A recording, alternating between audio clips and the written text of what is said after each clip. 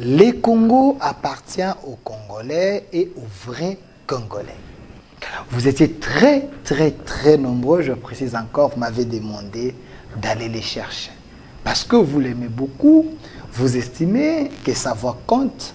C'est un homme intelligent de mon pays.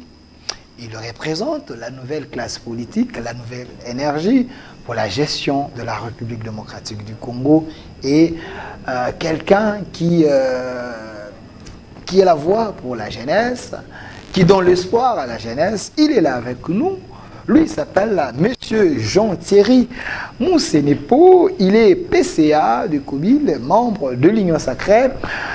Monsieur Jean-Thierry Moussenepo, soyez le bienvenu. Merci.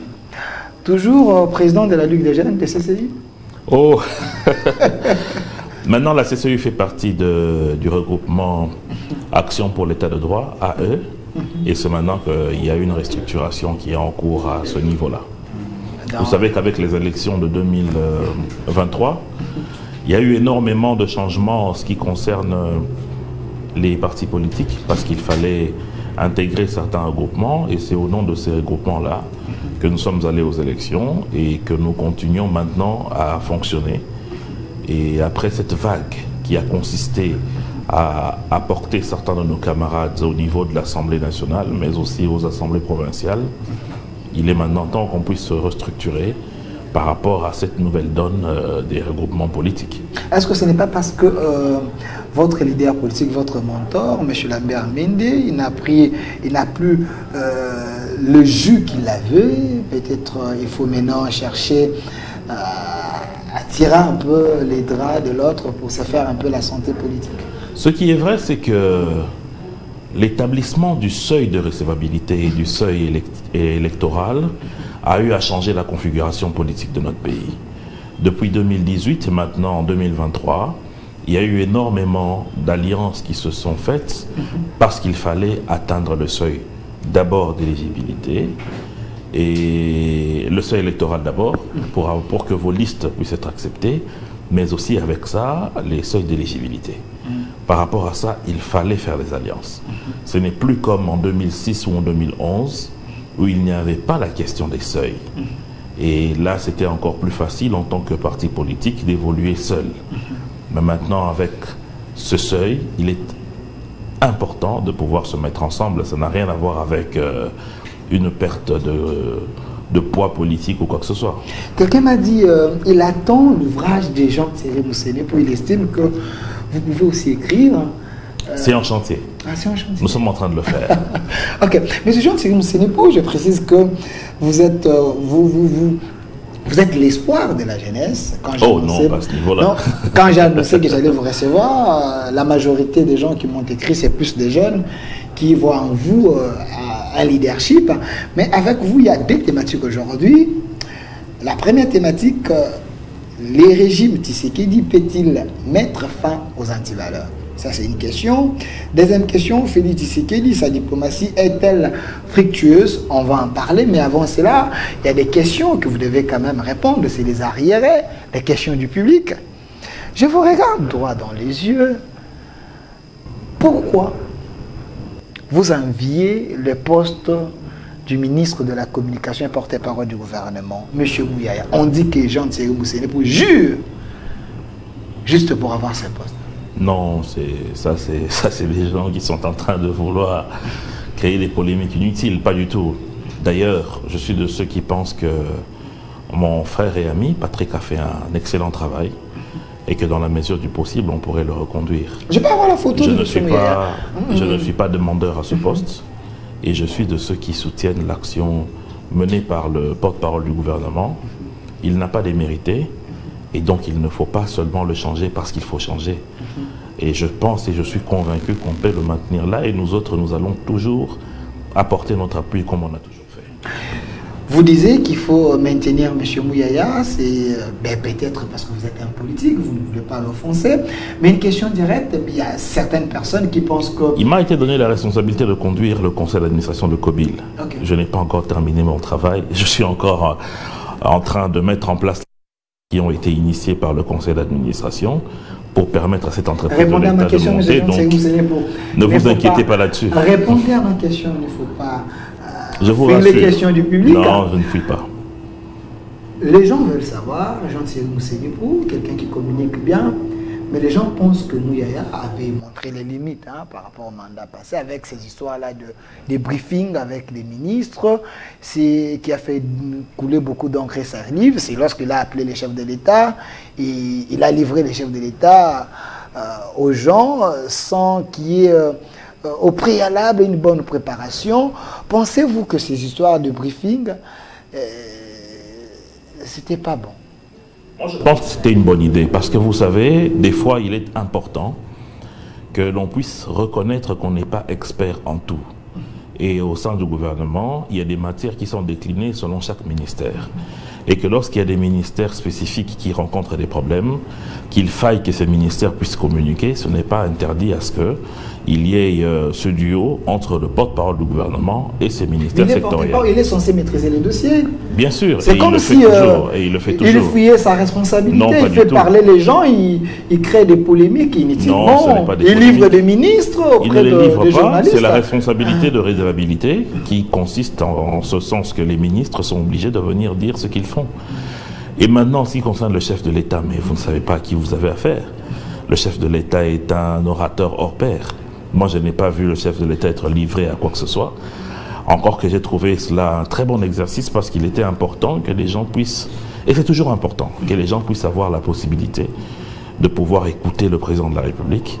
Et surtout, des imprépaраtions comme ça sont très bonnes parce que ça rend justement la chose naturelle.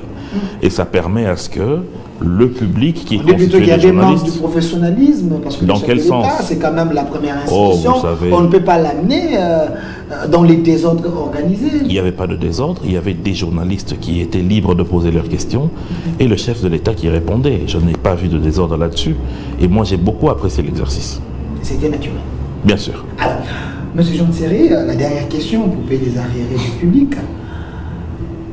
La communication à la présidence, même la manière de rendre cette communication, j'étais avec Jean-Marie Kassamba ici, qui pense qu'il y a encore trop des problèmes. Est-ce que c'est votre impression aussi? La manière que Tina Salam a fait son travail, Eric Mindou et les autres, vous pensez qu'il y a un peu de problème? Je pense que le patron de la communication des institutions, ce sont les animateurs de ces institutions. Et l'institution présidente de la République a un directeur de cabinet qui exécute les ordres du chef de l'État. Il est de la responsabilité de ces derniers de définir qu'est-ce qu'ils veulent en ce qui concerne la communication de leur institution. Alors, il ne faut pas, et ce n'est pas à nous, de venir commencer à donner des leçons, parce qu'écoutez, un chef de l'État... Les analystes, vous regardez, comment ça se passe ailleurs. Non, mais cette analyse ne peut se faire qu'à l'aune de la connaissance de ce que le chef de l'État ou son chef de cabinet veut pour cette communication. À ce que je sache, personne n'a demandé au directeur de cabinet Guilain Niembo de pouvoir dire ce qu'ils veulent ou s'ils se plaignent de la communication au niveau de l'institution présidente de la République. Si ils n'étaient pas d'accord avec ce qui se passe, ils auraient fait partir ceux qui sont là. Donc, ça il semble qu'il n'a pas tous les pouvoirs, lui aussi. Guilain Niembo n'a pas tous les pouvoirs. Là-bas, il y a plus de recommandations. Il y a, à la présidence, il y a un désordre organisé, il semble. C'est archi faux. Les pouvoirs sont définis par les lois et les textes. Donc il ne faut pas aller au-delà et il ne faut pas aller en deçà. Le mal avec notre pays, c'est que nous voulons penser à la place des autres et nous voulons imposer ce que nous pensons des choses aux autres. C'est-à-dire, comme moi, j'ai été dans telle ou telle présidence et que j'ai communiqué de telle manière, vous devez aussi communiquer de telle manière. Ça, c'est ce que moi j'appelle de la dictature de pensée. Dictature? De pensée. Donc ça signifie que si, aujourd'hui, je suis président de la République et que moi je préfère laisser la communication être portée par le gouvernement qui assure le rôle de la gestion de la chose publique de manière quotidienne, c'est une façon de voir les choses. S'il y a une vision d'une hyper-présidentialité où on veut que ce soit les actions du chef de l'État qui priment et qu'il faille que la communication du président au niveau de son cabinet soit plus efficient que du gouvernement, c'est une façon de voir les choses. Donc il n'y a pas une façon stéréotype que quand il y a la communication du président ou la communication de la présidence, il faut que ça se fasse selon ABCD. Non. chacun a sa manière de faire, et le cahier de charge de cette communication est de la responsabilité du chef CAB du président de la République. Regardez un peu la dame, Madame Tina Salama. Oui. Pensez-vous qu'elle est entourée de professionnels? Mais écoutez, d'abord, elle-même est très professionnelle. Et je connais certaines personnes qui aujourd'hui travaillent à la direction de communication à la présidence de la République qui sont des gens exceptionnels. Exceptionnel. Alors, Monsieur Jean-Thierry Moussenepo, je ne vais pas trop vous amener dans les problèmes, mais vous êtes un homme qui n'agit pas, qui n'agit pas par procuration. Le point de vue est libre. Voilà. Alors, Monsieur Jean-Thierry Moussenepo, parlons-en. La première question, la première thématique, le régime Tshisekedi peut-il mettre fin aux antivaleurs? On en parle. Votre émission est en direct sur notre chaîne YouTube, au Centre Télévision. Partagez les liens et laissez vos commentaires. La première question à vous. Monsieur Jean-Thierry Moussenepo, jeune que vous êtes, un homme intelligent. Est-ce que je suis encore jeune? Ça, c'est une question quand même. Vous êtes jeune. Vous et Mbosso, vous n'êtes pas de la même génération. Alors, Monsieur Jean-Thierry Moussenepo, pensez-vous que le régime Tshisekedi peut mettre fin aux antivaleurs? Il semble que ce régime est dans les antivaleurs. D'abord, il faut se dire une chose. C'est que la lutte contre les antivaleurs est une question nationale, est une question de tout le monde. Parce que la nation est en globalité ce que sont en singularité chaque individu. Si à notre niveau singulier, c'est-à-dire chacun en sa personne, combat les antivaleurs, eh bien ça va rayonner sur l'ensemble de la population et du pays. Donc, c'est une responsabilité qui incombe à chacun d'entre nous et non seulement à un régime ou à un président de la République. Quel est le rôle du président de la République en ce qui concerne la lutte des antivaleurs? Il y en a 3. Okay. Le premier rôle, c'est celui de mettre en place, s'il n'y en a pas bien sûr, des lois coercitives et des mesures bien sûr, qui vont permettre à ce qu'on puisse lutter contre les antivaleurs. Okay. Deuxièmement, c'est de prêcher par l'exemple, en évitant soi-même d'être dans les actes d'antivaleurs. Et troisièmement, c'est en sanctionnant ceux et celles qui s'évertuent justement dans ces antivaleurs. Lorsque l'on observe le régime du président Félix Tshisekedi, premièrement, on se rend compte qu'il a tout fait pour mettre en place tout ce qu'il y a comme artefact qui puisse permettre la lutte contre les antivaleurs. Il y a l'APLC, il y a les pouvoirs qui ont été remis de manière assez réelle et énorme à IGF, il y a les réformes au niveau de la justice qui sont menées à grande vitesse, notamment avec le recrutement des magistrats, les constructions des cours et tribunaux dans la RPI. Troisièmement, c'est en utilisant aussi les masses médias au travers certaines structures qui enseignent la moralité et la bonne tenue aux citoyens. Ça, c'est de 1. Deuxièmement, lorsque vous observez le comportement du chef de l'État lui-même, il n'est pas dans les antivaleurs, il n'est pas dans l'apparat, il ne sombre pas dans ces péchés que hier, on pouvait encore reprocher à certains dirigeants de notre pays, et ça depuis même 1960. Et troisièmement, c'est la possibilité qu'il y a aujourd'hui de voir des personnalités, même de haut rang, qui sont facilement déférées devant la justice. Mais écoutez, moi j'étais étonné de... Ce n'est pas du cosmétique, s'il vous plaît. Ce n'est pas de la poudre. J'ai entendu des gens dire qu'à cette époque, on parle plus de détournement qu'avant. Mais c'est la preuve, justement, que d'une part, il y a une liberté d'opinion, parce que les gens sont aujourd'hui conscients qu'il faille dénoncer ce genre de pratiques. Et d'autre part, qu'il y a réellement un chef de l'État ou des responsables d'État qui écoutent cette population qui, à chaque fois, dénonce les détourneurs et écoute les lanceurs d'alerte. Ce sont des éléments importants. Maintenant, de la responsabilité de la justice, de voir si il y a des poursuites qui peuvent aboutir ou pas. Parce qu'il ne faut pas non plus que seulement je me réveille un matin, je viens dire que Delphin est un voleur et qu'il faille nécessairement le condamner. Il me revient de prouver que c'est un voleur, il revient à la justice d'analyser mes preuves par rapport aux antipreuves que vous allez apporter. Donc, c'est tout cela qui constitue aujourd'hui l'arsenal de lutte contre ces antivaleurs qui ne sont pas que la corruption. Il y en a d'autres encore.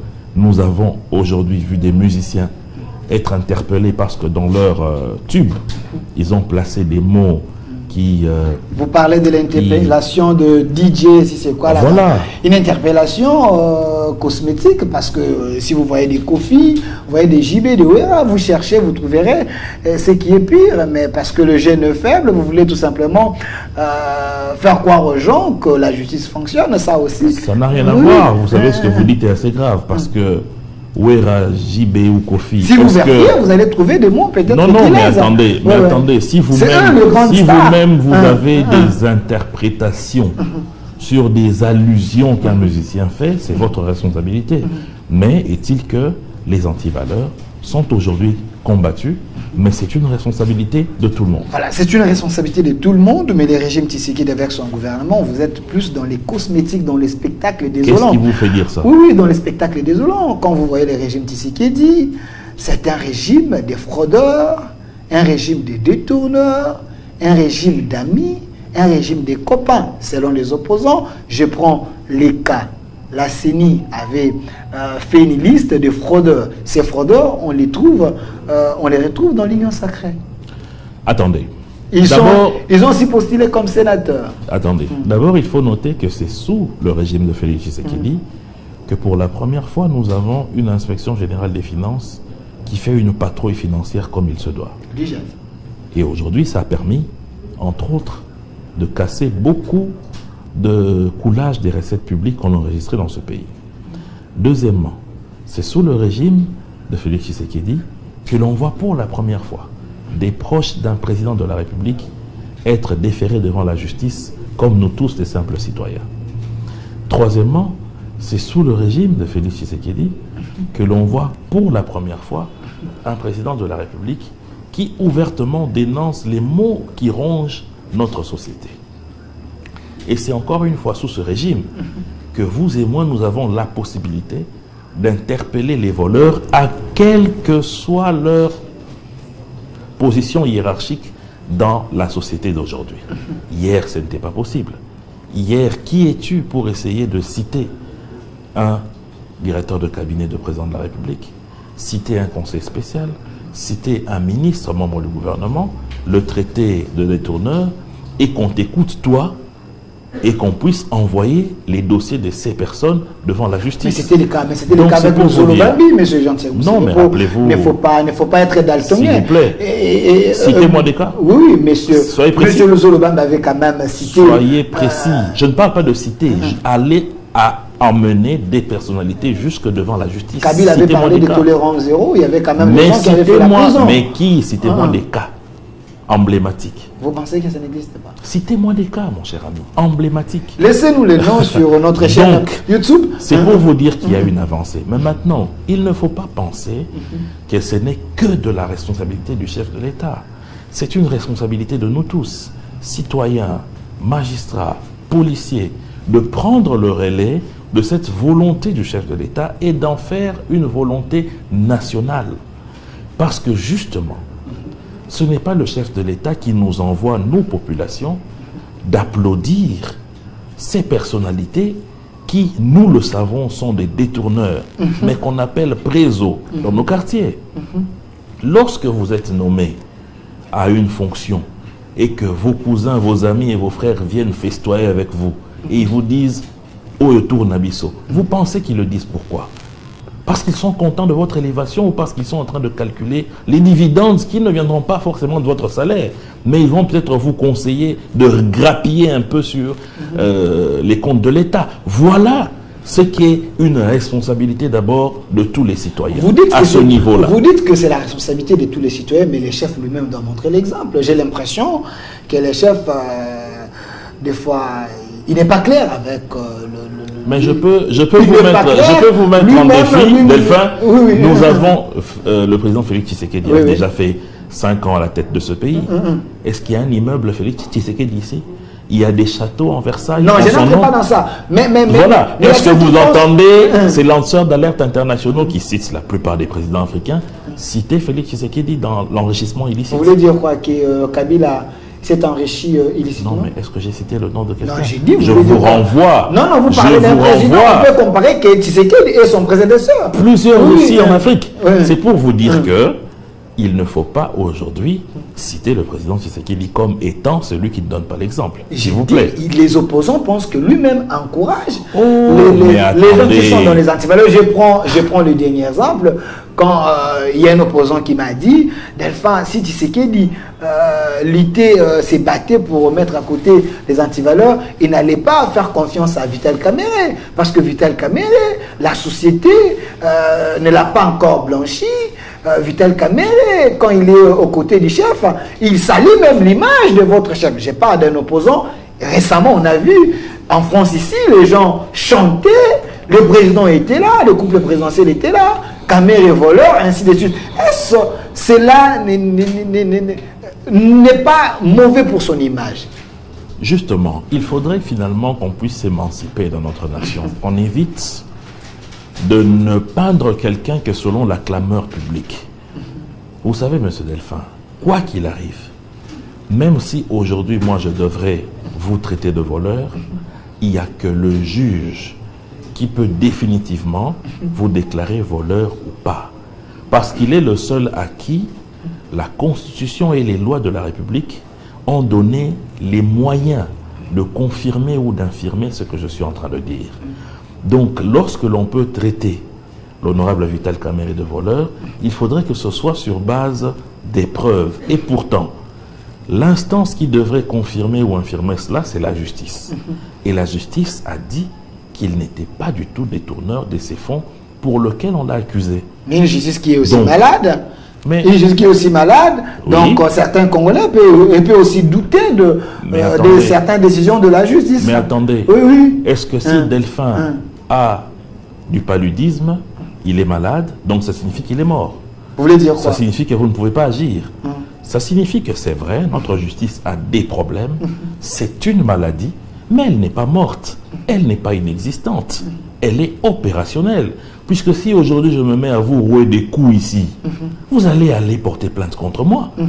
Vous n'allez pas vous arrêter là, vous dites, bon, la justice est malade, je ne vais pas y aller. Vous allez déposer une plainte contre moi pour cause et blessure. Donc, ça signifie qu'il y a des problèmes, c'est vrai, au sein de notre justice, comme au sein de beaucoup de pans sociétals de notre pays.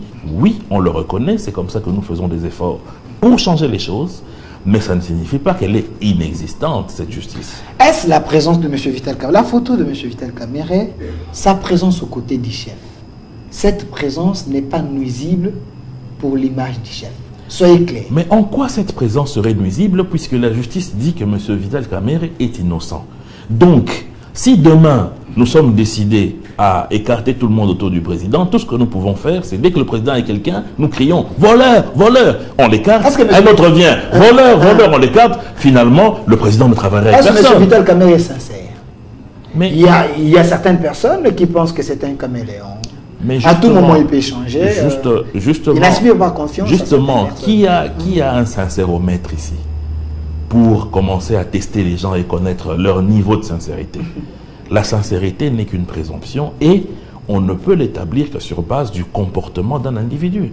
Et lorsque l'on observe le comportement de M. Vital Kamerhe par rapport au chef de l'État, je ne vois pas en quoi il n'est pas sincère, encore que il a été parmi ceux qui, au début, ont cru au chef de l'État. Rappelez-vous des accords de Nairobi. Il l'a soutenu.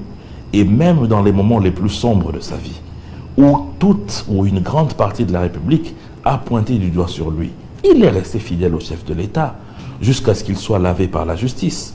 Donc je ne vois pas quelle est l'autre preuve de sincérité qu'il faille demander à ce monsieur. Vital Kamerhe, il est le candidat unique pour le poste pour du président, compte de l'Union sacrée. Le compte de l'Union sacrée pour le poste de l'Assemblée nationale. Certaines personnes pensent que c'est un choix dangereux. Vital Kamerhe, diriger cette deuxième institution, le pouvoir du président Félix Tshisekedi, est sur les béquilles. Pourquoi? Parce que qu'est-ce qui va se passer?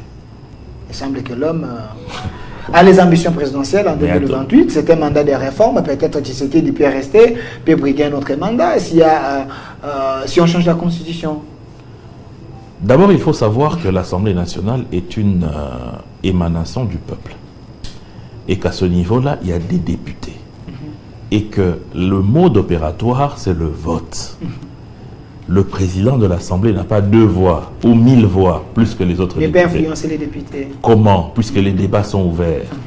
Donc c'est pour vous dire que la famille politique, la nôtre, l'Union sacrée, est droit dans ses bottes. Et ce n'est pas une question de qui est président ou qui ne l'est pas, c'est la majorité au niveau du Parlement qui oriente dans quel sens est-ce que les choses vont aller. Et je peux vous rassurer que le président ou l'honorable Vital Kamerhe n'est pas dans cette posture-là. Ceux qui sont en train de porter les intentions sur lui, justement, sont ceux qui, aujourd'hui, sont en train de mener notre pays dans un pays qui va demain ressembler à quoi? Je viens dire que M. Delphin est un voleur. Ce n'est pas à moi de prouver qu'il est voleur, mais c'est à M. Delphin de prouver qu'il est innocent. Ça, c'est l'inversion des valeurs que nous devons éviter. Donc, nous ne pouvons pas faire nos films dans nos têtes, dire que tel monsieur va trahir, et que le matin, on se réveille, on pense que c'est vrai, et on commence à avoir des attitudes, parce que notre rêve, nous sommes convaincus que ce sera la réalité. Et les ambitions présidentielles du président Vital Kamerhe ne seraient pas dérangeantes pour le chef de l'État en 2028? Mon cher Delphin, vous et moi sommes assis ici. Qui sommes-nous pour déterminer des ambitions politiques des uns ou des autres? Les ambitions présidentielles en 2028. Qu'est-ce que nous en savons? Alors, M. Jean-Thierry Moussenego, parce que nous parlons des antivaleurs, de la justice, vous êtes un homme qui aime dire la vérité. Je ne pense pas qu'on vous donne quelques billets verts pour venir défendre les gens ici. Parce que quelqu'un m'a dit, Jean-Thierry Moussenego est ministrable. Le ministre actuel des Finances interdit de quitter les sols congolais, François Robota et Guy Minkoulou, parce qu'il y a un sujet qui a créé un peu trop de sensationnel ici. Ce sujet a suscité autant de tensions. Pensez-vous que ces histoires de forage, un forage peut coûter au-delà de 200 et quelques mille $? Je ne pense pas qu'un forage puisse coûter autant, parce que moi-même j'en ai fait récemment, non loin, dans la périphérie de Kinshasa ici. Ça a coûté pratiquement 10% de ce montant que vous avancez ici. Vous dites? Oui, ça a coûté près de 20 000 $. Vous avez fait un forage pirate ou bien un forage? Non, un forage réel, avec de l'énergie solaire, etc. Peut-être que ce n'est pas ce que Nicolas Kazadi et les autres voulaient faire pour la République. Bon, là, je vous ai répondu dans une partie de votre question. Maintenant, pour le reste. Vous savez, moi, j'évite toujours de me lancer dans des accusations gratuites sans que j'ai des éléments, parce que je suis factuel. Je suis un homme scientifique et pondéré. Je n'ai pas vu le contrat qui a demandé à ce qu'on exécute ces forages. Je n'ai pas vu la facture qui a mentionné ce prix-là. Je n'ai pas vu le cahier de charge qui mentionne qu'est-ce qu'il faut ajouter dans ces forages pour qu'on arrive à ce montant-là. Je n'ai pas vu la certification de ce montant par un document de la DGSMP. Donc pour moi, je me réfère à ce que la justice va faire comme travail. Parce que ce dossier aujourd'hui est entre les mains de la justice. Nous devons éviter le sensationnel. Vous pensez qu'il y a un journaliste d'investigation qui a tous les éléments? Il nous a dit, quand nous il a tous les éléments, je parle de M. Israël Moutombo. Non, mais écoutez, oui, qui a tous les éléments. Israël est un monsieur que je respecte beaucoup. La plupart des fois, il oriente ses enquêtes sur des faits. J'apprécie sa façon de prendre les choses sur terrain par lui-même et par ses équipes. Mais pour cette fois, moi je vous le dis, et pour les fois d'après et d'ensuite, je ne me réfère qu'à ce que la justice va faire comme travail. Parce que dans ce pays, nous avons entendu ce genre de montant être avancé, et lorsqu'on a confronté à des documents, j'ai vu que ce n'était pas le cas. Moi-même, au niveau de la société où je suis, il y a des accusations qui ont été portées sur certains responsables. Après vérification, il n'en était rien. Je précise que vous êtes PC avec Obile. C'est pour vous dire que à un certain moment, il y a, c'est vrai, le besoin de tuer un chien, le besoin de salir quelqu'un. et même aussi le besoin de connaître la vérité. Ça, il ne faut pas le méconnaître. C'est pour cela, lorsque des tels dossiers sont déjà entre les mains de la justice et pris en charge par les professionnels des enquêtes, il faut attendre les résultats. Est-ce, monsieur Nicolas... Parce que si demain on nous brandit un contrat qui ne mentionne pas ces montants-là, qu'est-ce qu'on va dire? Je vous ai cité une source, je vous ai cité des journalistes, malgré vous doutez de son travail, ce n'est pas grave. Je ne peux pas douter du travail d'Israël, je viens de vous dire que je respecte beaucoup ce qu'il fait, mais en ce qui me concerne, je me réserve et j'attends le travail de la justice. Alors, en suivant la vidéo de l'actuel gouverneur, l'ancien, l'actuel, parce qu'il n'y a pas encore émis et reprise, M. Jean-Tini Ngobila, qui a mis en mal les propos du ministre Nicolas Kazadi des Finances. Le ministre avait dit, il y avait un compte qu'il avait envoyé l'argent, donc c'est la ville qui avait géré. Jean-Tini Ngobila dit, il ne connaît pas ses comptes, donc M. Nicolas Kazadi, c'est quelqu'un qui demeure dans les antivaleurs. Non, moi je pense plutôt que nous avons là une belle occasion, et je félicite le ministre Nicolas d'avoir répondu promptement et favorablement à la lettre qui a été envoyée par le procureur Vondé en ce qui concerne ce dossier, parce que là maintenant il y aura l'occasion de pouvoir avoir toute la traçabilité. On va savoir si réellement les comptes séquestres de la ville ont été crédités pour ce dossier, on saura si ce n'est pas le cas, on saura quel a été le prix unitaire, si ce prix a été réellement comparé à d'autres qui étaient moins liaisants selon les appels d'offres. Donc bref, l'occasion nous est donnée par la justice de connaître finalement le fin mot de l'histoire. Donc moi je pense qu'il ne faille pas continuer à polémiquer, il faut attendre les résultats de la justice. Pensez-vous que le ministre des Finances privilège beaucoup les sociétés où certaines choses qui ne passent pas par les appels d'offres, il y a toujours l'argent qui sort à mot d'urgence. C'était des belles méthodes pour un pays qui tient à la bonne gouvernance? Je pense qu'en ce qui concerne les marchés publics, il y a toute une litanie de textes qui réglementent ce secteur. Et il y a aussi la direction générale des marchés publics, le DGCMP, qui gère les questions des contrats. Maintenant, en ce qui concerne le mode de paiement d'urgence, cela n'est pas une violation de la loi. Mais ça s'est fait beaucoup, hein. Il semble que Nicolas Kazadi, il s'était distingué un peu. Je me demande s'il y a une loi qui limite le nombre de paiements en procédure d'urgence, je ne sais pas. Mais moi, je sais que ce n'est pas une procédure illégale. Ce n'est pas une procédure illégale. Mais je viens de Thierry Boussé. Est-ce que vous aimez le Congo? Bien sûr. Vous aimez le Congo plus que le cardinal Ambongo? Malheureusement, il n'y a pas un amouromètre pour comparer le degré d'amour de chacun pour le Congo. Mais je peux vous dire que moi, j'aime beaucoup le Congo. Il semble que ce n'est pas le cas parce que le cardinal Ambongo, il a démontré que son amour pour le Congo dépasse même les limites. Si vous regardez l'homme, il défend les petits peuples, il défend les Congos et les Congolais. Récemment, la justice congolaise veut le fermer la bouche. Pourquoi? Dans un état de droit, vous voulez limiter les champs d'action ou la liberté d'expression d'un cardinal. Vous, le régime de Tshisekedi. D'abord, M. Delphin, il faut savoir que le cardinal est une personnalité grandiose. Il a derrière lui énormément d'adeptes et sa voix est une voix qui compte dans notre société. Et lorsque l'on a comme ça une voix qui compte dans la société, c'est une grosse responsabilité.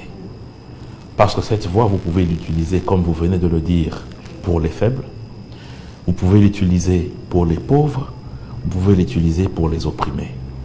Et je pense qu'à certaines occasions, le cardinal a eu à le faire.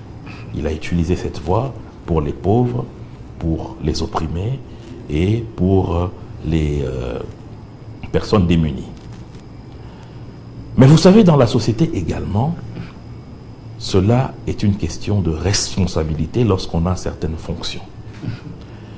Et il y a, à côté de la responsabilité, des devoirs en tant que citoyen. Il y a des sujets autour desquels il n'y a pas de négociation.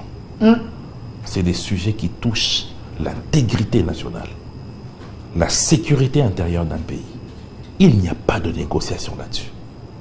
Que vous soyez pape, que vous soyez cardinal, que vous soyez qui que ce soit, il y a des sujets qui ne sont pas négociables. Parce que cela touche à des vies humaines.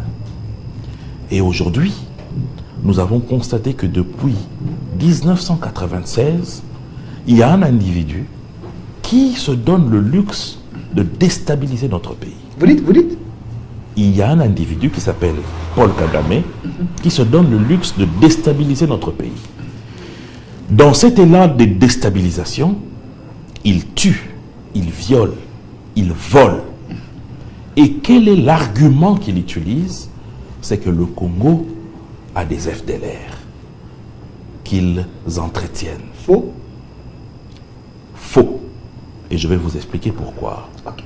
Parce que le Congo est en train de déstabiliser son pays. Parce que le Congo arme des voyous. Lorsque cette rhétorique est reprise au niveau d'un prélat catholique, qui est une personnalité de renom, cela est sujet à questionnement. Parce que je venais de vous dire qu'il y a des sujets autour duquel on ne négocie pas. Parce que à cause de Kagame, vous et moi, nous sommes assis ici à Kinshasa, il y a des jeunes qui ont votre âge, qui ont mon âge, qui aujourd'hui sont en train de mourir. Le seul péché qu'ils ont eu à commettre, c'est d'être congolais. Rien d'autre. Et on ne peut pas comme ça, gratuitement, justifier les faits de cet ennemi de la nation.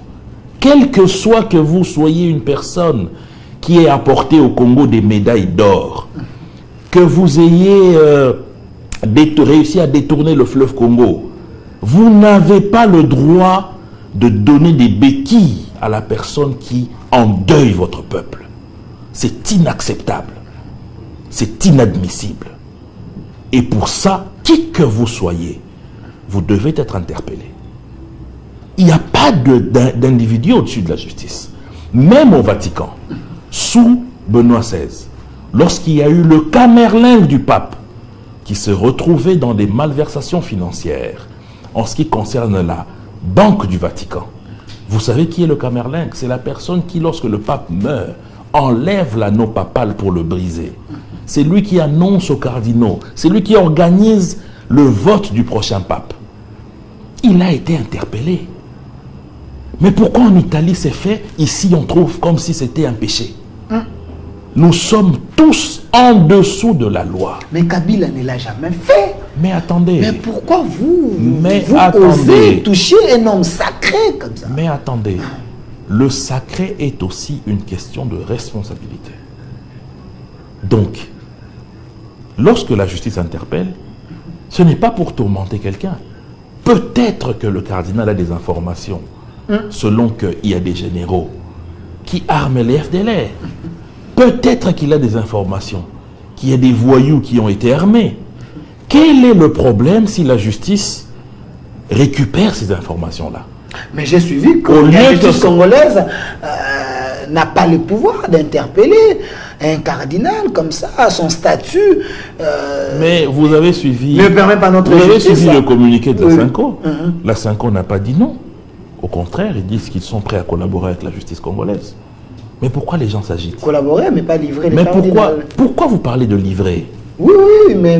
Pourquoi vous parlez de livrer? Comme si notre justice était une bande de truands, des vampires qui étaient prêts à dévorer des gens qui viennent là-bas. Faible, donc, mais attendez, un homme sacré, un homme crédible, comme le cardinal ne peut pas aller dans... Un homme crédible ne donne pas non plus des béquilles à Kagame. C'est le cas d'Ambungu. Mais attendez, lorsque l'on récupère la rhétorique de l'ennemi, comment on peut appeler ça? Non, vous l'avez peut-être mal compris. Bien sûr. Peut-être que c'est un problème de niveau. Bien sûr. Alors, c'est quelqu'un qui a beaucoup étudié, sa manière de communiquer peut-être vous dépasse. Vous avez compris. J'ai dit peut-être. Vous avez compris. Comme nous, on est de bas niveau, à la justice, il y a des gens qui sont de haut niveau. Eux vont comprendre. Alors, il faut qu'il aille, qu'il explique. Comme nous, on est de bas niveau, il n'y a pas de problème. Mais au niveau de la justice, il y a des gens qui ont un haut niveau. Est-ce que vous ne craignez pas avoir des problèmes avec les Saint-Sièges? Quel genre de problème? Nous gérons la République. Nous ne gérons pas l'État du Vatican. Il est parmi les 9, hein, même si... qui sont autour du peuple. Mais attendez, donc vous touchez l'intouchable. Mon cher ami, vous ouvrez trop de boîtes à le Congo est intouchable. Même s'il faut qu'on émette un mandat contre toute personne, qui qu'il soit contre ce pays, qui agit contre ce pays, nous allons le faire. Est-ce qu'un bon agit contre ce pays? Delphin, je oui, ne peux pas il cherche seulement à vous aider avec ses analyses. Je ne peux pas parce que vous êtes trop dans la distraction, il semble, selon les opposants, je ne peux pas méconnaître le rôle du cardinal dans ce pays. Mais cela ne donne pas un blanc-seing pour qu'il y ait des propos qui dérangent. Vous êtes en train de trouver ça normal. Non, puisque après cette émission, s'il vous plaît, après cette émission, vous prendrez votre taxi, vous rentrerez chez vous, vous retrouverez votre enfant, votre femme si vous êtes marié, vous retrouverez votre mère, vous retrouverez vos parents. Mais celui qui aujourd'hui est à Kichiché, qui a vu ses parents être abattus par des machettes par ces bandits du M23, vous pensez vraiment qu'il va trouver ça normal? À un moment, il faut qu'on arrête de croire que la guerre, c'est seulement pour ceux qui sont à l'Est. Nous devons porter leur deuil, nous qui sommes ici. Et c'est de quelle façon que nous allons le faire? Mais quand Nanga et les autres, en écoutant M. Mbongo, il n'a pas cité le nom, mais il dit quand même que c'est à cause de manque de partage de postes, les gâteaux et les autres se sont sentis frustrés, ils ont rejoint... Voilà encore ça. Voilà encore ça. Oui. La République, ce n'est pas un gâteau. Nous sommes en démocratie. La seule voie pour accéder, ce sont les élections. Moi qui suis en face de vous, je suis un cadre de l'Union sacrée. Je n'ai pas réussi, j'ai échoué. Si vraiment c'était un gâteau, on m'aurait donné ma part par rapport au travail que je fais. Mais j'ai échoué. Les autres ont réussi, ils sont à l'Assemblée nationale. C'est ça le jeu démocratique. Mais si à chaque fois qu'on échoue, il faut qu'on aille prendre des arbres, mais finalement, pourquoi on parle de démocratie? Je rappelle que vous étiez à Lukunga, dans la même circonscription avec Jean-Jacques Mamba. Lui, il a échoué, il a rejoint mais voilà. Nanga, mais alors pourquoi on parle de démocratie? Arrêtons la démocratie. Si dans chaque pays c'est le cas, Nicolas Sarkozy alors doit aussi aller prendre des armes en France quand François Hollande l'a battu. Voilà. Alors, M. Jean-Thierry Moussenevo, parlons de la diplomatie. APJ au peuple de juger. L'émission est en ligne sur notre chaîne YouTube au Centre Télévision. Deuxième question, Félix Tshisekedi dit sa diplomatie est-elle fructueuse? Parlons-en. 2 voyages ou 3 voyages du chef de l'État. Bon, le dernier voyage, il a fait l'Allemagne, France et Belgique. Pensez-vous que le chef aura gain de cause de ces voyages? Je pense que lorsque vous lisez la Bible, il y a une référence où le Christ dit, il y a un monsieur qui est parti chez son voisin pour lui demander du pain la nuit parce qu'il avait reçu des visiteurs. Et que la personne lui a dit, je ne peux pas te servir ce pain maintenant parce que je suis déjà en train de dormir, reviens demain. Mais tellement la personne a eu à insister, à cause de ce dérangement-là, il est sorti, il lui a donné du pain. Ça signifie qu'il ne faut jamais se lasser de dire la vérité, de plaider sa cause. C'est important. Parce qu'aujourd'hui, il ne faut pas le méconnaître. Il y a des pouvoirs au-dessus de nos pouvoirs. Il y a des pouvoirs au-dessus de nos pouvoirs. Nous sommes un pays souverain. Oui. Il ne faut pas énerver les panafricanistes. Oui, mais attendez, il faut être réaliste. Les Yamba et les autres Ces risquent de pouvoirs, s'énerver. mais attendez, ce n'est pas pour rien que nous ne sommes pas tous membres du Conseil de sécurité. Ils sont en nombre de 5. C'est pour dire qu'ils ont... Ceux qui ont le droit de veto. Ça, voilà, vous avez compris. Ça veut dire qu'ils ont un pouvoir. Nous avons aujourd'hui l'obligation d'utiliser le code SWIFT, qui est un pouvoir financier. Nous sommes aujourd'hui obligés d'arrimer notre monnaie au dollar. C'est un pouvoir financier. Donc c'est pour vous dire qu'il y a des pouvoirs au-dessus des pouvoirs. Et justement, il faut apprendre à négocier avec ces pouvoirs. C'est important. Et c'est ce que le chef de l'État fait. Donc la liberté des Congolais se négocie, ne s'impose pas. Mais attendez, dans ce monde globalisant, vous n'allez pas négocier, vous allez vivre comment? Donc nous négocions en étant à genoux. Nous ne sommes pas à genoux. Mais oui, sinon nous serons en train de... Parce que nous avons voilà l'avantage de... Non. Oui. La question maintenant... Il fallait d'abord les chasser avant de... La question que vous m'avez posée, ce n'était pas sur le M23, c'était sur les voyages du chef de l'État. Oui. Les négociations que le chef de l'État fait, ce n'est pas que sur la question sécuritaire. Mais c'est aussi économique. Plus il parle de Kagame, plus il parle du M23, c'est ce qui prime dans ses déplacements. Maintenant, le problème, c'est celui-là. Le chef de l'État a confiance en la paix. Parce qu'attendez, si vous faites la guerre, après la guerre, vous faites quoi? Vous négociez, n'est-ce pas? Non, on impose d'abord la paix. Non, mais attendez. On impose la paix en étant en position de force. Là, on peut négocier en étant fort. Après la guerre, fort ou faible, vous finissez par négocier. S'il faut le faire avant et éviter des morts, où est le problème? Parce que, justement, la différence, c'est quoi? C'est que le théâtre des opérations, c'est chez nous, en République démocratique du Congo. Et donc, si aujourd'hui, il faut faire la guerre, ceux qui vont mourir, ce sont d'abord les Congolais. Ce sont aussi les Congolais, des populations qui vont se déplacer. Il y a déjà autant de morts au Congo. Voilà. Vaut mieux serrer la ceinture, chasser l'ennemi directement en utilisant la force, au lieu de pleurer comme des madeleines. Merci, nous ne pleurons pas. Oui, le régime du Tshisekedi, c'est ce que les opposants pensent. Vous pleurez beaucoup. Mais ces opposants-là, qui pour la plupart sont les alliés de ces ennemis de la République. Faïlou n'est pas l'allié. Vous pensez? Faïlou n'est pas l'allié. Mais moi, je n'ai cité personne. Moïse Katumbi n'est pas l'allié. Je n'ai cité personne encore que pour moi, ces gens-là ne sont même pas des opposants. Oui. Ils ne sont pas des opposants. Faïlou Mouzito. Papa, en quoi ils sont? Faïlou et Katumbi. En quoi ils sont? Ils sont du bon côté de l'histoire. Ce sont des personnes qui se sont mis dans une posture où il faut tirer à boulet rouge sur le régime.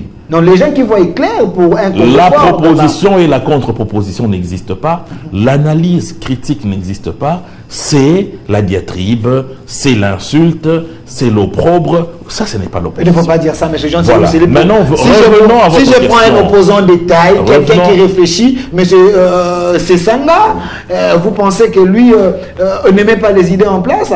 J'ai l'impression que vous, la taille d'un opposant, c'est par rapport à combien il mesure. Et quel poids il a. Moi, ce n'est pas ça. Non, mes éléments de poids. C'est ça, j'ai pas de ces sangs. Regardez l'homme. Quelle est l'idée pertinente que vous pouvez... La refondation de l'État. C'est ça. Mais attendez, oui, ça c'est des trucs qu'on lit mais partout. Vous êtes en train de tâtonner. Mais lui, quand même, il a réfléchi. Ça, c'est des trucs qu'on lit partout, on ne tâtonne pas. Vous dites? On ne tâtonne pas. On a un programme qui est exécuté. On a un programme qui est exécuté. La refondation de l'État, c'est avec ces Sanga. Mais attendez. Oui, mais c'est Sanga qui a... Jean Jaurès en a parlé. Attendez, Jean Jaurès en a parlé. Encore que c'était ça même la rhétorique du manifeste de Lancelé. C'est comme ça que moi je dis toujours que ces gens n'ont rien de nouveau à apporter. Ce sont des moines copistes. Ils sont allés prendre le manifeste de Lancelé à la Bibliothèque nationale ici, et ils ne font que chaque semestre, ils lisent un peu, ils pondent un article qu'ils ont tiré du manifeste de Lancelé. Le plan Marshall, c'est avec Moïse Katumbi, vous pensez qu'ils ont fait du plagiat? Le plan Marshall, moi je pensais que c'était mon vieux docteur Noël Tsani. Maintenant vous me parlez, s'il vous plaît. Vous voyez que même vous, ça vous fait rire, parce que ce n'est pas du sérieux. Donc, j'étais en train de vous dire ceci. Que s'il y a moyen d'éviter à ce qu'il y ait encore un seul Congolais qui ne puisse être fauché par des balles, il faut saisir l'occasion. Et donc, c'est ça la démarche et la posture du chef de l'État. Et cette diplomatie a permis de démontrer aujourd'hui que Kagame est un bandit qui n'en veut qu'aux richesses de la RDC. Il y a aujourd'hui la voix de la RDC qui est entendue. Il y a aujourd'hui une dynamique qui est en train d'aller vers une terminaison singulière de cette situation à l'Est, parce qu'à l'époque, on allait nous imposer un dialogue avec, à côté de cela, des infiltrations qui viendraient par les mixages et les brassages. Mais aujourd'hui, plus personne n'ose nous en parler. Aujourd'hui, il y a même le président français, ça c'est une nouveauté, qui parle de cantonnement, de désarmement. Hier, c'était mixage et brassage. Ça signifie que cette diplomatie est en train d'apporter des éléments nouveaux. Mais quand nous sommes petit à petit... Cantonnement, c'est à l'état initial. L'état initial du M23, c'est aussi au Congo, non? Non, mais attendez. Le problème, c'est quoi? C'est qu'aujourd'hui, qui parle encore réellement du M23? Mais c'est le Rwanda. Arrêtez. Ce sont les militaires rwandais. Ça n'a rien à voir avec des quelconques Congolais. Nanga n'est pas rwandais. Mais voilà. Kisola n'est pas rwandais. Voilà. Henri Magie n'est pas rwandais. Justement. Est-ce que dans le corps des 12 apôtres de Jésus, il n'y avait pas un Judas.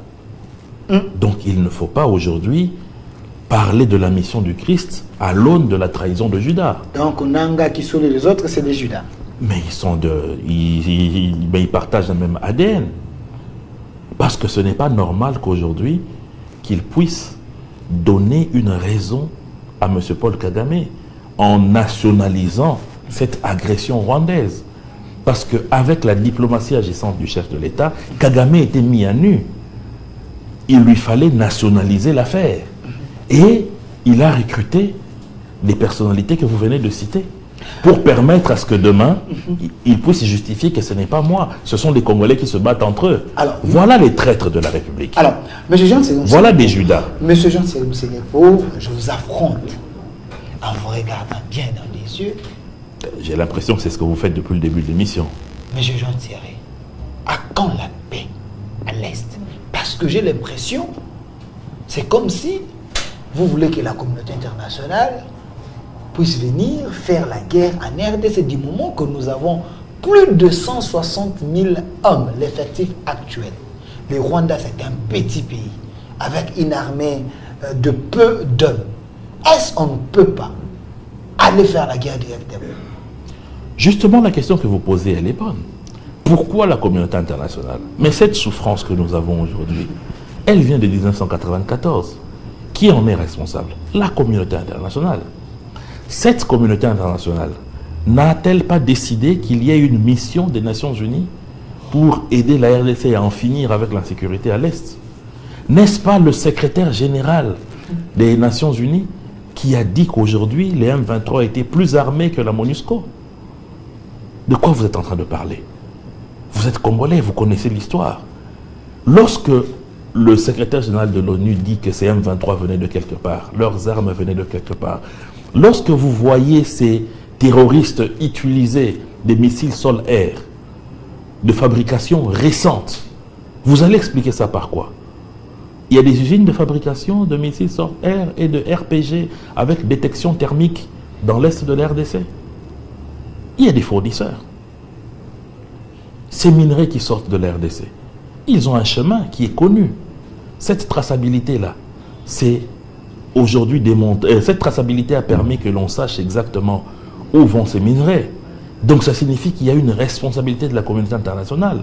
Qui dit communauté internationale dit tous ces pays qui participent à cette contrebande qui aujourd'hui endeuille notre pays. Le procès avec donc, Apple... il ne faut pas épargner ces pays. Le procès avec Apple, est-ce que ce n'est pas de la poudre aux yeux? Ce n'est pas de la poudre aux yeux parce qu'on ne peut pas accepter qu'il y ait aujourd'hui des gens, des entités, des structures qui financent la guerre en RDC. Ils financent la guerre en RDC. Parce que lorsqu'ils achètent les minerais de sang, cet argent sert à quoi? Justement à acheter ces matériels militaires qui permettent à ce qu'on puisse tuer des Congolais. Donc, Apple finance les terroristes du M23. Alors, nous chutons avec M. Jean-Thierry Moussénipo. La toute dernière question, vous êtes libre de répondre ou pas. La photo de M. Augustin Kabouya, s'il vous plaît. J'aimerais bien terminer avec cette question. C'est des questions du public. L'homme, la photo d'Augustin Kabouya, s'il vous plaît. Monsieur Massounda, vous avez un problème avec le sujet Kabouya, bien comment? J'aimerais bien avoir sa photo ici. Monsieur Jean-Thierry Moussénipo, l'homme, Augustin Kabouya, dit qu'il a motivé ses députés. La première thématique, c'était Félix Sekedi. Est-ce qu'il serait capable de mettre fin aux antivaleurs? Avant l'élection des sénateurs et des gouverneurs, la justice a récupéré quelques voitures. Ici, il semble que ces voitures, c'était pour corrompre les élus du peuple. Kabouya justifie que c'était le parti qui avait acheté ces véhicules pour motiver le député. Est-ce que ce n'est pas tentative de la corruption? D'abord, pour qu'il y ait corruption, il faut qu'il y ait un corrupteur et un corrompu. dans ce cas si précis, un parti politique est un fait privé. Qu'ils offrent des jeeps ou des perruques à leurs membres, en quoi ça nous regarde? Moi, je ne vois pas le problème. Il semble que... Pourquoi ça doit déranger les gens? Il semble que sur le plan... C'est l'organisation de leur parti politique. Si aujourd'hui Mende, mon chef de parti, m'offre une montre, ça choquerait qui? Un parti politique est un fait privé. Mais c'est pour les services, peut-être non. Les stimuler à voter. Est-ce qu'il y a eu... Alors, maintenant, il faut amener la preuve qu'il y a un lien entre le don de ces véhicules et un mot d'ordre donné pour voter le gouverneur Bumba. S'il n'y a pas ce lien-là prouvé de manière factuelle, pourquoi on va en faire un procès?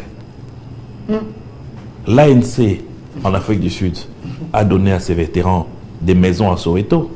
C'est vrai ça? Oui. Est-ce qu'on a dit que c'était pour qu'ils puissent influencer le vote de qui que ce soit? Donc c'est pas nouveau que... En quoi c'est donc nouveau? Kabouya et l'UDPS, en quoi pouvez réserver quelques biens pour le député. Le parti politique est un fait, oui, c'est un fait privé. Ok. Pas plus loin qu'ici, dans un pays de l'Afrique de l'Est, à l'Est de notre pays, j'aime même pas citer le nom de ce pays puisqu'ils nous agressent. Leur parti politique là, ils ont une société d'ailleurs qui exploite dans certains autres pays des télécoms et consorts. Ils ont des participations dans les grandes entreprises, dans les grandes firmes. Ça choque qui? Un parti politique est un fait privé. Et ce qu'ils font avec leurs membres, à moins que cela ne puisse déranger, c'est-à-dire qu'on ait su qu'il y a eu de l'argent de quelque part qui a été dérobé, mais UDPS aujourd'hui est au pouvoir, ça signifie qu'il y a des membres qui sont ministres, qui sont députés, qui versent leurs cotisations dans la caisse du parti. Cela n'est pas interdit que si les partis ont les moyens, qu'ils puissent offrir des choses à leurs membres. Merci. Ça ne dérange personne. Merci, M. Jean-Thierry Moussene pour APJ au peuple de JG. Dossier voiture, Kabouya est prêt à aller même en justice pour démontrer que ce n'était pas pour corrompre le député, mais c'était juste pour les motiver. Monsieur Jean-Thierry Moussene, vous regardez la caméra. Qu'avez-vous envie de dire que vous n'avez pas dit? C'est également votre mot de la fin. La confiance. Demandez au peuple congolais de continuer à avoir confiance en Félix Tshisekedi. Et je suis convaincu que nous allons aller vers l'émergence de notre pays. Encore que cela n'est pas seulement la responsabilité du chef de l'État, mais de tous. Et chaque Congolais, là où il est, devra en prendre conscience parce que la nation est ce que chacun de nous est au niveau singulier. Merci. Merci. M. Jean-Thierry Moussene, je précise qu'il est PCA Kobil, membre de l'Union sacrée, un homme intelligent de mon pays. Mais moi, je pense que s'il faudrait quand même élever les gens dans la société, Jean-Thierry Moussene ne démérite pas. Merci à vous. Restez fidèles à nos programmes. Cette émission est déjà en direct sur notre chaîne YouTube. Merci.